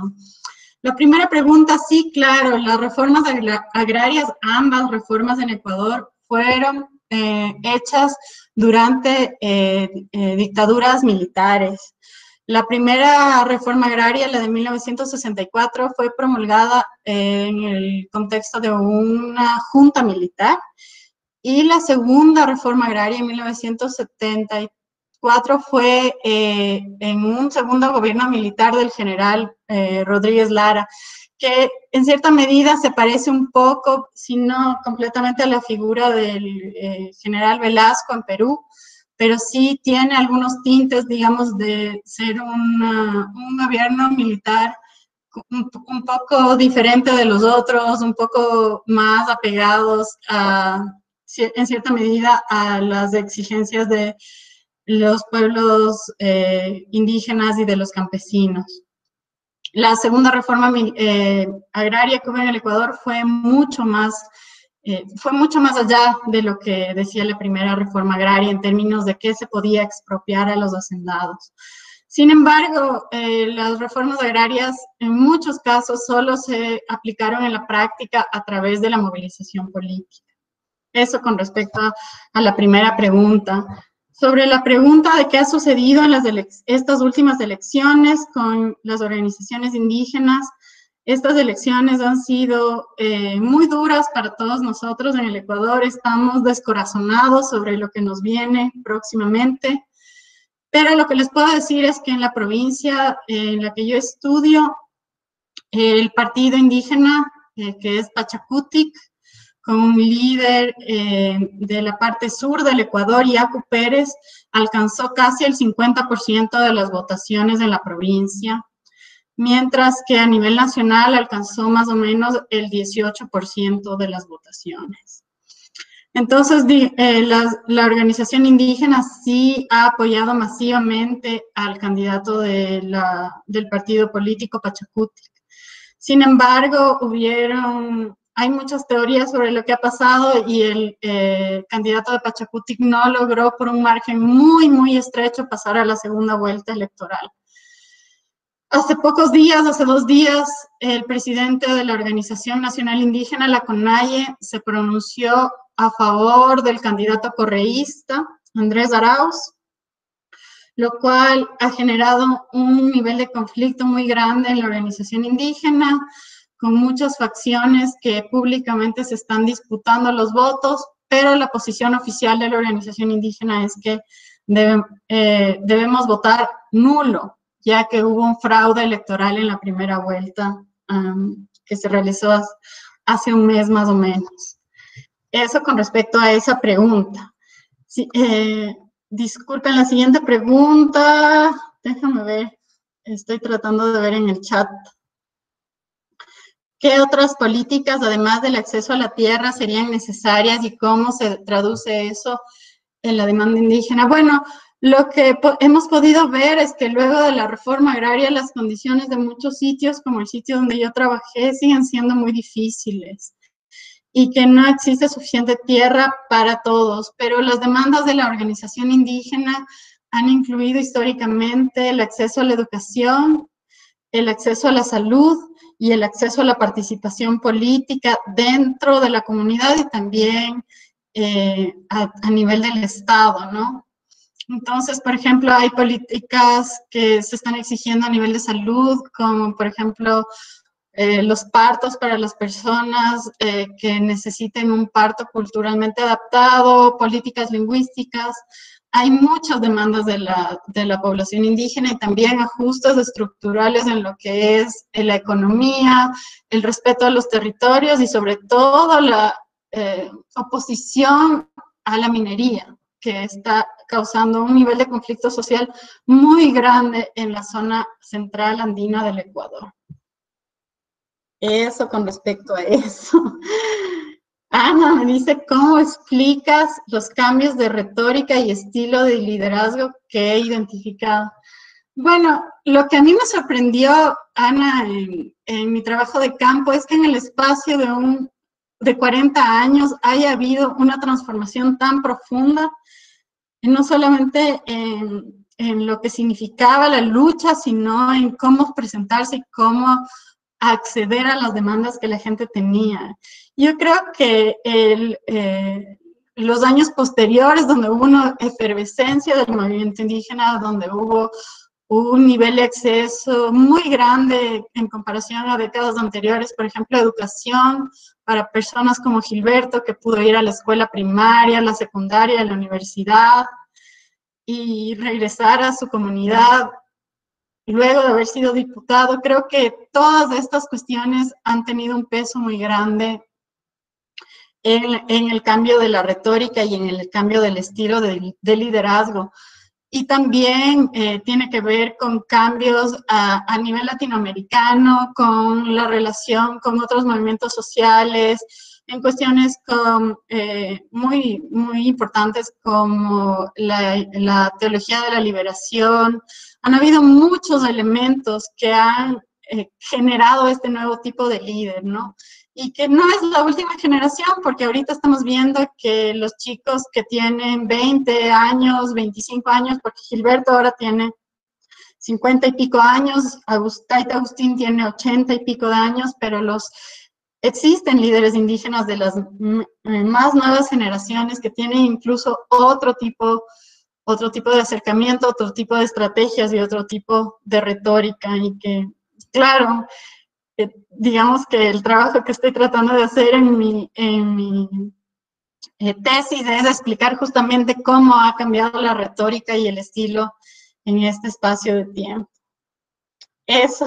Y la última dice que en el tránsito desde el discurso de clase al de la lucha por el territorio refleja el fracaso de los partidos de izquierda o una distancia con los movimientos sociales indígenas. Yo creo que sí.